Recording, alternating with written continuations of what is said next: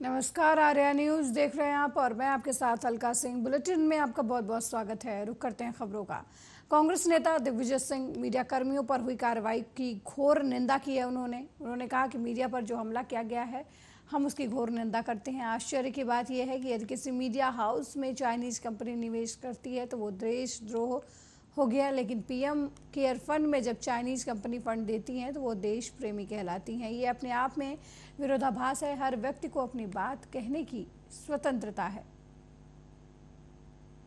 बीच में आए थे, समस्याएं सुनी है। जी हाँ, जिस प्रकार से एक मीडिया हाउस पर ये पूरे तरीके से हमला किया गया है, उसकी हम घोर निंदा करते हैं। बड़े एक आश्चर्य की बात है कि यदि कोई मीडिया हाउस को चाइनीज कंपनी इन्वेस्ट करती है तो वो देशद्रोही हो गई, लेकिन पीएम केयर फंड में चाइनीज कंपनीज जब फंड करती हैं तो वो देश प्रेमी है। ये अपने आप में ये विरोधाभास है। हर व्यक्ति को अपनी बात कहने की स्वतंत्रता है, अभिव्यक्ति की स्वतंत्रता है संविधान में, और विशेषकर से मीडिया को तो पूरी तरीके से अधिकार होना चाहिए। जिस प्रकार से ये कार्रवाई हो रही है हम उसकी घोर निंदा करते हैं। जयचंद कह रहे हैं बीडी शर्मा को आपने जो मोदी जी को रावण के रूप में दिखाया गया, नहीं मैंने देखिए आपको लेके प्रेस कॉन्फ्रेंस हुई है सर। जी अच्छा, उनकी बड़ी कृपा है, मुझे इतना महत्व देते हैं, मैं उनका बहुत आभारी हूँ। जहां तक ये प्रश्न है कि वो जब राहुल गांधी जी को रावण के रूप में बनाते हैं, भाजपा करती है, तो वो क्या है, उसको जवाब ना दें हम लोग। और ये कोई नई बात नहीं है, हमने जो कुछ भी कहा है तथ्यों के आधार पर कहा है। लेकिन सर देश के प्रधानमंत्री इस तरीके से रावण रूप में दिखाना आप जी अच्छा, उनको तो गलत है और राहुल गांधी जी को अच्छा है, ये कहाँ तक सही है? 30 तारीख को पेश होने के लिए बोला जी, थाने कोर्ट ने आप तक पेश होने के जो भी होगा कांग्रेस प्रवक्ता के मिश्रा। वहीं छत्तीसगढ़ के मुख्यमंत्री भूपेश बघेल ने रमन सिंह पर हमला किया है। उन्होंने कहा कि बीजेपी के शासनकाल में हुई सभी पीएससी की परीक्षाएं विवादित रही हैं। हाईकोर्ट में उसके खिलाफ फैसले आए हैं, लेकिन रमन सिंह ने कोई कार्रवाई नहीं की। हम जब से सरकार में आए हैं तब से लगातार सारी परीक्षाएं हो रही हैं। भारतीय जनता पार्टी के शासनकाल में कोई भी पीएससी के एग्जाम जितने भी हुए सारे के सारे विवादित रहे। हाई कोर्ट में उसके खिलाफ फैसले आए, लेकिन उसमें कार्रवाई नहीं की रमन सिंह ने। सुप्रीम कोर्ट में अपील कर दी। इसका मतलब यह है गड़बड़ी थी, और गड़बड़ी है तो उस आधार पर कार्रवाई करना था। आज रमन सिंह आज किस आधार पर बयान कर रहे हैं? उसके कौन से ऐसे पीएससी के एग्जाम है जो विवादित ना रहा हो, ये बताएं। और हम लोग सरकार में आए, लगातार पीएससी व्यापम के सारे एग्जाम हो रहे हैं। अभी अब किसी ने लगा दिया आरोप के रिश्तेदार हैं, तो रिश्तेदार हैं शिकायत करिए, हम जांच कराएंगे। एक शिकायत कर नहीं रहे हैं, इनको केवल राजनीति करना है। तीसरी बात, राजस्थान के मुख्यमंत्री अशोक गहलोत का बयान सामने आया है। उन्होंने कहा कि मधुराम नाम के एक बुजुर्ग किसान उनसे मिलने आए, उनके आवास पर वे भावुक हो गए और उन्होंने बताया कि उनके पास 200 बीघे जमीन है, उन्होंने कोई कर्ज नहीं लिया है और उनकी तस्वीर हर जगह है। उन्होंने मुझसे अपने पोस्टर हटवाने का अनुरोध किया। उन्होंने कहा कि उनका अपमान हो रहा है।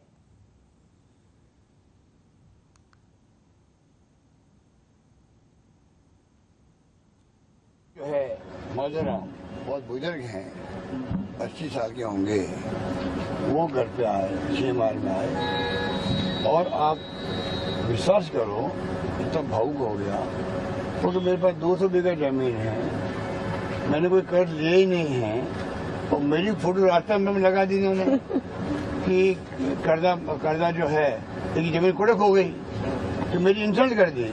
और मैं चाय पीने गया ढाबे के अंदर, तो उसने कहा बाबा पहले पैसा दे। जो मैं हकीकत कह रहा हूँ, उनका बेटा साथ था, उनके गांव के लोग साथ थे, वो भावुक आदमी था, वो कह मेरे को चाय के पैसे मांग लिए। अभी तक तो मेरी गुडविल थी, 200 बीघा मालिक है, बड़ा किसान है, और मुझसे पैसे मांग लिए, पहले पैसे तो फिर मैं चाय दूंगा। ये उसका मेरे ख्याल वीडियो वायरल भी हुआ होगा, मेरे ख्याल से देखा होगा आप लोगों ने। ये हकीकत है, देखिए बीजेपी की हकीकत थी। चुनाव के शुरू में ही, और हाँ वो क्या कह रहा मुझे बार बार कह रहा है सब मेरा पोस्ट हटवा दीजिए, मेरी बेइज्जती हो रही है। अरे मैं बाबा लगा दे, मजा आ गया, तो नेता बन गया है क्या? नहीं साहब, नहीं, मेरी बेइज्जती हो रही है कि मेरी जमीन कुड़क हो गई है, और मेरी कुड़क हुई नहीं है।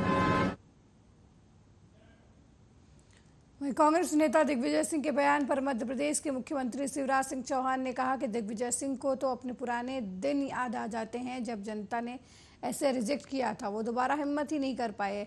हम तो सेवक हैं, जनता की सेवा करते हैं और पार्टी जो दायित्व सौंपती है उसे पूरा करते हैं। दिग्विजय सिंह जी को तो उनके पुराने दिन याद आ जाते हैं, जब जनता ने ऐसा रिजेक्ट किया कि दोबारा हिम्मत ही नहीं कर पाए वो। हम लोग तो सेवक हैं, जनता की सेवा करते हैं, तो पार्टी जो दायित्व सौंपती है उसको पूरा करते हैं। केंद्रीय मंत्री अनुराग ठाकुर ने विपक्ष पर जमकर निशाना साधा है। विपक्ष पर हमला बोलते हुए उन्होंने कहा कि विपक्ष अपना भ्रष्ट चेहरा छिपाने के लिए कुछ नहीं बचा है उसके पास, इसलिए उन्होंने यूपीए का नाम बदलकर इंडी गठबंधन कर दिया है। राहुल गांधी ने ओबीसी समुदाय के लिए जिस तरीके से शब्दों का इस्तेमाल किया है वो देश के सामने है। जब वे एडमिनिस्ट्रेशन में विफल हो गए तो अब वे जाति के बारे में बात कर रहे हैं। पीएम मोदी सरकार गरीबों के लिए काम करने के लिए प्रतिबद्ध है। अपना भ्रष्ट चेहरा छिपाने के लिए कुछ नहीं बचा, तो उन्होंने यूपीए का नाम बदलकर इंडी गठबंधन रख लिया, यानी कि अहंकार और घमंड से भरा हुआ घमंडिया गठबंधन। और उसमें ओबीसी समाज के लिए जो शब्दों का प्रयोग श्रीमान राहुल गांधी जी ने किया वो देश के सामने पता है। उनकी सदस्यता लोकसभा की जब गई तो उसी के चलते गई। अहंकार इतना कि अभी तक माफी नहीं मांगी ओबीसी समाज से। ये क्या करेंगे? ये तो सारी उम्र कहते रहे गरीबी हटाओ, गरीबी हटाओ, गरीब मिटा दिया था इन लोगों ने। आज देखिए बिहार का क्या हाल है, पश्चिम बंगाल का क्या हाल है। ये लोगों के पास जब दिखाने के लिए कुछ नहीं, ये एडमिनिस्ट्रेशन में फेल हो गए, सरकार में आके पूरी तरह फेल हो गए, तब अब जाति का आधार ले रहे हैं। लेकिन मैं कहूंगा सबसे बड़ी जाति गरीब है और गरीब के कल्याण के लिए मोदी सरकार प्रतिबद्ध है। मोदी सरकार ने गरीबों के लिए जो काम किया वो किसी जाति धर्म संप्रदाय के हों, उसके कारण 13.5 करोड़ गरीब मात्र पिछले 6 साल के अंदर गरीबी रेखा से बाहर आए हैं। राजस्थान के मुख्यमंत्री अशोक गहलोत अपने सरकार के कार्यों की तारीफ की। उन्होंने कहा कि राजस्थान में जो फैसले हुए हैं वो आज अन्य राज्य सरकारें भी उस पर अध्ययन कर रही हैं। कर्म ही सेवा है, कर्म ही धर्म है, उसको आधार बनाकर हम प्रचार करेंगे। अभी तुम आए हैं, कल मीटिंग अटेंड करेंगे, फिर ब्रीफिंग होगी, वो आपको पूरी बाकायदा ब्रीफिंग होगी, वो बताएंगे क्या क्या फैसले हमने किए हैं। आचार संहिता भी लगने वाली, 60 दिन बचेंगे फिर से चुनाव को। इससे पहले आपने बहुत सारी योजनाएं, बहुत सारी चीजें आपने घोषणा की, बहुत बोर्ड बनाए, सभी तरह की आपने अभी तक भी कर रहे हैं, अभी तक भी कर रहे हैं। क्योंकि अगर कैंपेन कर सकते हैं प्रधानमंत्री जी आकर के राजस्थान के अंदर, तो वो भी एक कैंपेन ही उनका, वो हमारा भी कैंपेन है, हमको भी सरकार में है, तो लगातार जो प्रक्रिया चलती रहती है। अभी तक फैसले होते जा रहे हैं, कल भी फैसले किए थे हम लोगों ने। तो ये हमने तय किया इस बार राजस्थान सरकार ने जो फैसले किए हैं, जो वादे किए थे पिछले चुनाव के अंदर, जब राहुल गांधी जी ने कैंपेन किया तो वादे किए थे हम 7 दिन में किसानों को कर्जा माफ कर देंगे, वो हमने 3 दिन में कर दिया था। वो दिन आज दिन लगातार जो फैसले में किए हैं, राजस्थान में इतिहास बन गया है। राजस्थान जो फैसले हुए हैं, आज अन्य राज्य सरकारें भी उस पर अध्ययन कर रही है और कई फैसले पर लागू कर रही है। तो हमें गर्व होना चाहिए कि राजस्थान में एक कानून पास किया हम लोगों ने, चाहे अपने महंगाई राहत शिविर लगाए हों, चाहे शिक्षा में, स्वास्थ्य सेवा में उदाहरण पेश किए हों। आज 25 लाख का बीमा हिंदुस्तान में कहीं नहीं है। हमारे लोग सुखी हो गए हैं, बीमारी के अंदर फ्री इलाज हो रहा है उन लोगों का, कानून बन गया है राइट टू हेल्थ। तो लबोलबा बात है कि हम चुनाव में उतर रहे मैदान में, हम तमाम अपनी उपलब्धियां जो है, कर्म ही सेवा है, कर्म ही धर्म है, उसको आधा बना के हम लोग कैंपेन करेंगे और काम किया दिल से। कांग्रेस सरकार फिर से ये अध्यक्ष जी ने आज हम सबको बैठा करके जो फैसले किए हैं,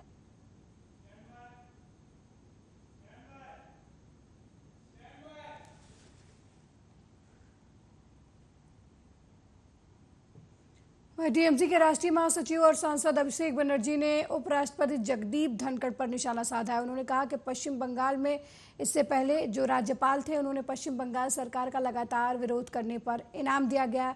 इनाम स्वरूप उन्हें भारत का उपराष्ट्रपति बनाया गया।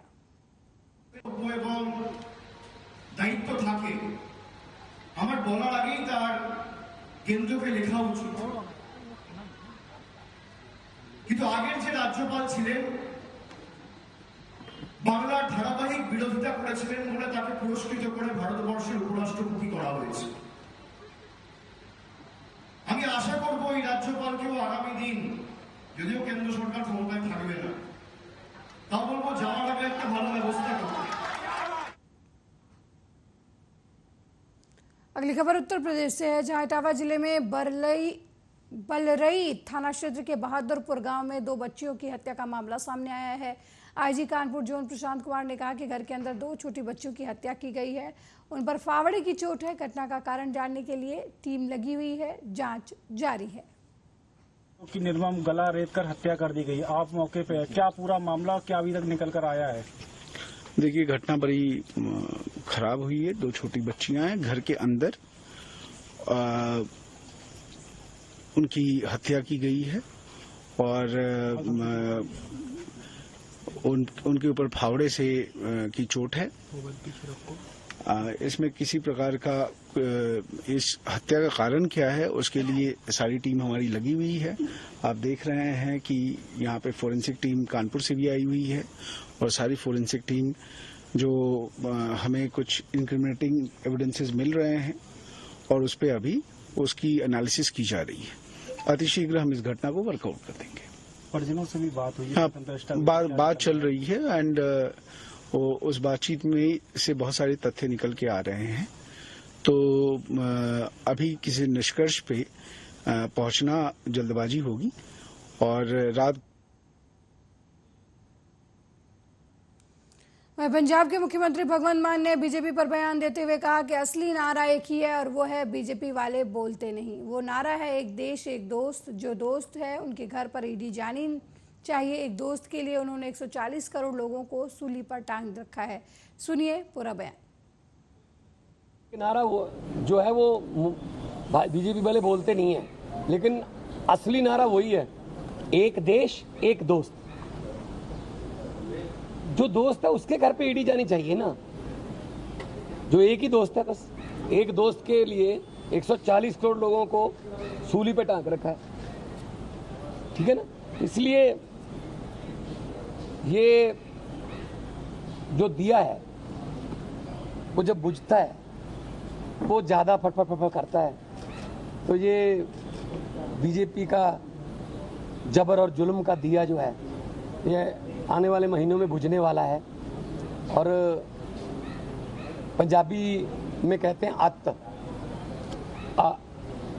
आड़े ते अतक तत्ता अत, लेकिन अत करने वाले को, अत मीन्स इंतहा,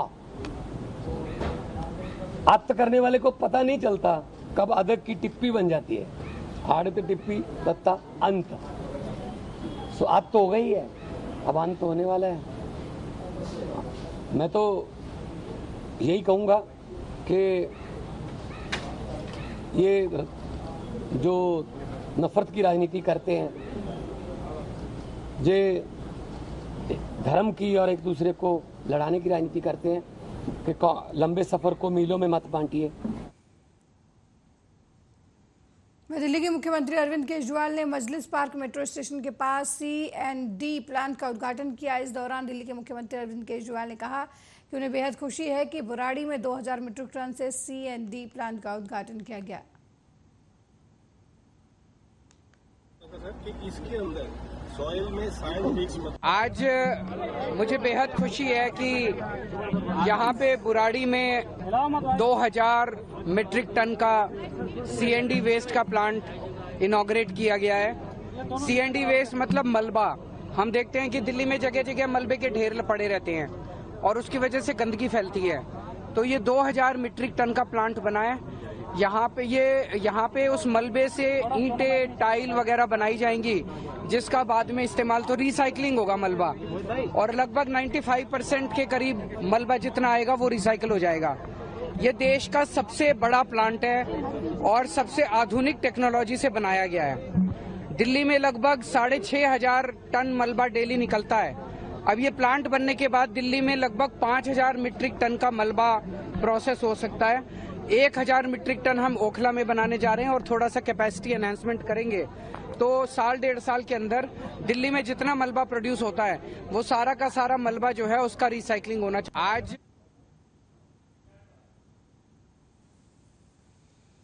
वहीं इजराइल पर हमास द्वारा आतंकी हमले पर नेशनल कॉन्फ्रेंस के अध्यक्ष फारूक अब्दुल्ला का बयान सामने आया है। उन्होंने कहा कि जंग किसी भी हालत में बुरी होती है, इसमें लोगों का ही नुकसान होता है, कितने बेगुनाह मारे गए। अफसोस ये है कि संयुक्त राष्ट्र फेल हो गई। फिलिस्तीन का किस्सा सालों से पड़ा हुआ है, उसका समाधान नहीं कर रहे। उम्मीदें तो बहुत हैं, अब देखिए जब नतीजे आते हैं उसके बाद पूछिएगा और फरमाइए, ये अब वक्त बताएगा। इसराइल ने ऐलानी जंग डिक्लेयर किया है फलस्तीन के खिलाफ।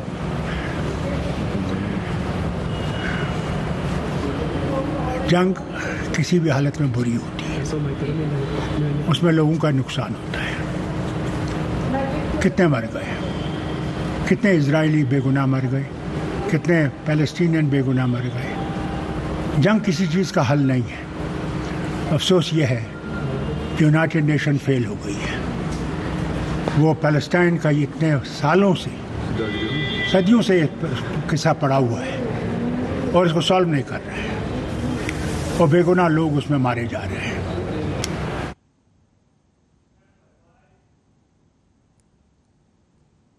वहीं भोपाल में नरेला विधानसभा वासियों को विकास कार्यों की बड़ी सौगात मिली है। चिकित्सा शिक्षा मंत्री विश्वास सारंग ने प्रभात चौराहे पर 3 टियर सिस्टम फ्लाईओवर का भूमि पूजन किया है। वहीं नरेला विधानसभा में एक और फ्लाईओवर की सौगात मिलेगी।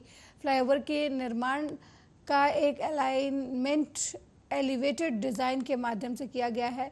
44 करोड़ की लागत से 650 मीटर लंबाई और 19 मीटर चौड़ाई का फ्लाईओवर बनने को तैयार है।